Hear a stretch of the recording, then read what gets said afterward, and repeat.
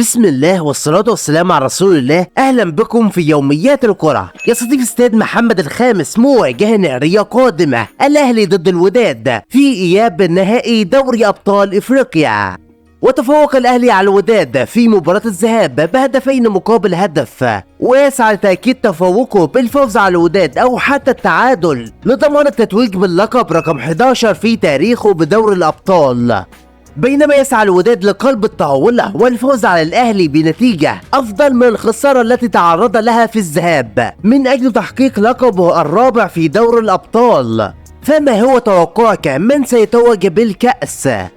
ثانيا، التشكيل المتوقع للأهلي فكما يظهر على الشاشة.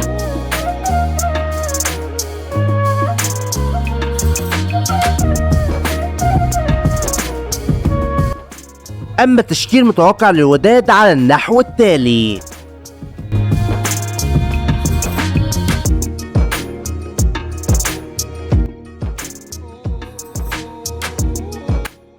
القنوات الناقلة ستذاع المباراة عبر قناة BN Sport 4 ويعلق عليها رؤوف خليف، بالإضافة للقناة الرياضية المغربية الأرضية، ويظهر على الشاشة قنوات أجنبية ناقلة. وتنطلق المباراة سهرة يوم الأحد في تمام الساعة 10 مساء بتوقيت مصر والسعودية والعراق والكويت واليمن والبحرين والأردن ولبنان وفلسطين وقطر وجزر القمر والصومال، 11 مساء بتوقيت الإمارات وعمان، 9 مساء بتوقيت ليبيا والسودان، 8 مساء بتوقيت الجزائر والمغرب وتونس، 7 مساء بتوقيت موريتانيا وجرينتش.